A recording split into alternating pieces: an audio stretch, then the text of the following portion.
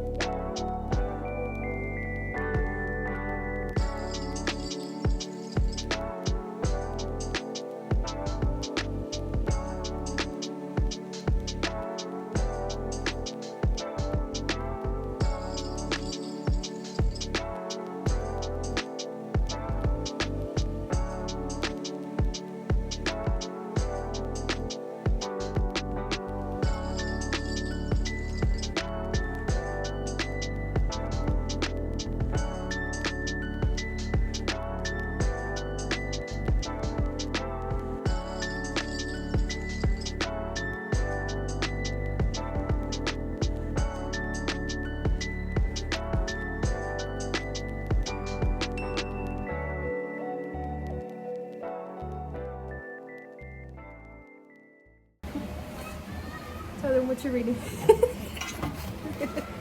Red Lanterns. Is it good? Yes. I'm reading Katabasis. It's also really good. It's a really pretty edition.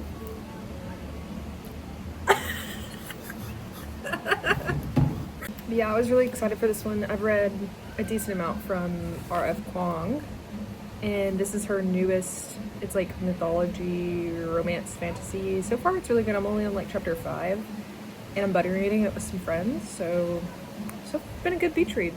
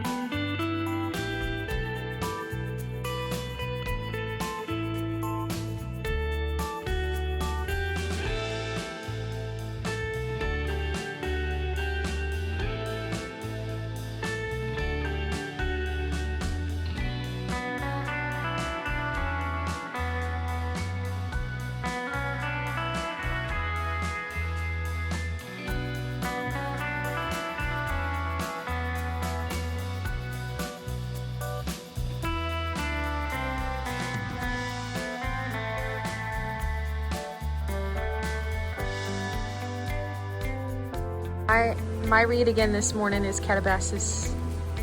I'm like almost 50% through. What are you reading this morning? Is it good so far? Have you read this one before? Nope.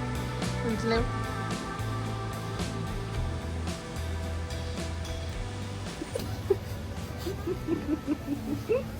So it's probably very loud out here, but I did want to talk about Katabasis a bit more. It is, I'm on chapter 12, so I'm about halfway almost through.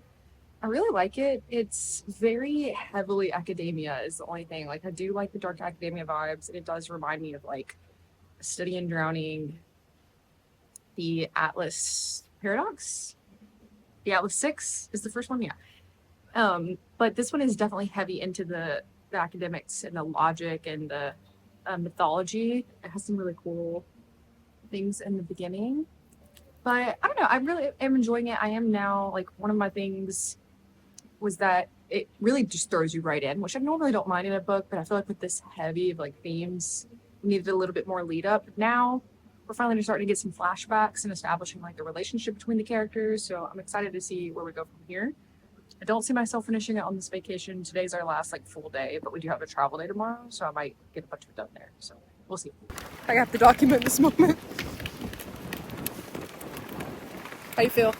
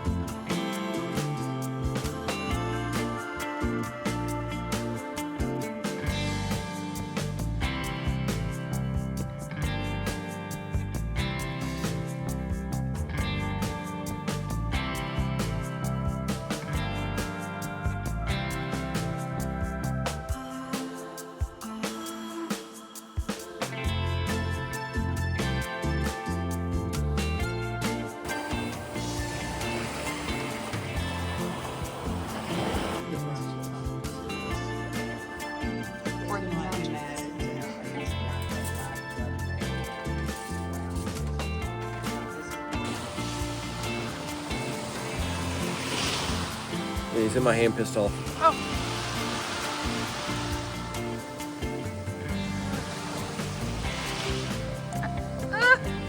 Run up that arm. Under that armpit.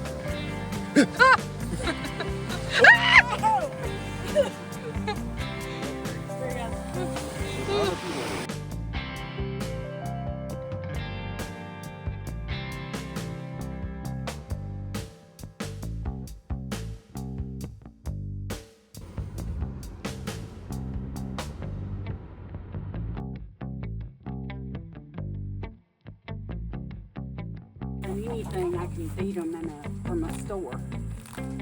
They love it. And they're going crazy. Here's some. Oh my gosh. There's some. Hi there.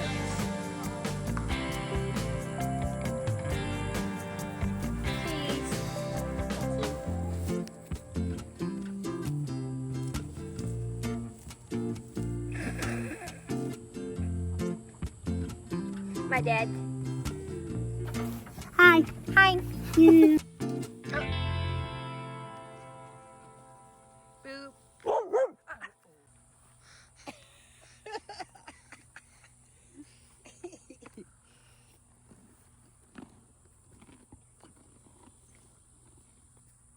Okay, so you've made it to the end. Thank you for sticking around and hope you enjoyed the vlog. But here is my review of Katabasis, whatever it's called. Honestly, I loved this book. It is dense, so I don't recommend doing what I did and reading it in like 2 big chunks. I finished this on the road trip home.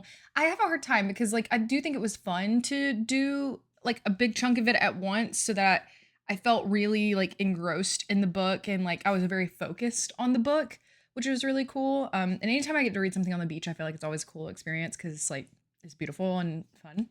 But majority of this I read on the road trip home, which was a while, and it has a ton. It is packed full of mythology, philosophy, religion, culture. Like there's many things packed in here that personally I had not a lot of prior knowledge on a lot of the things mentioned in here. There's a lot of discussion around paradoxes, famous philosophers.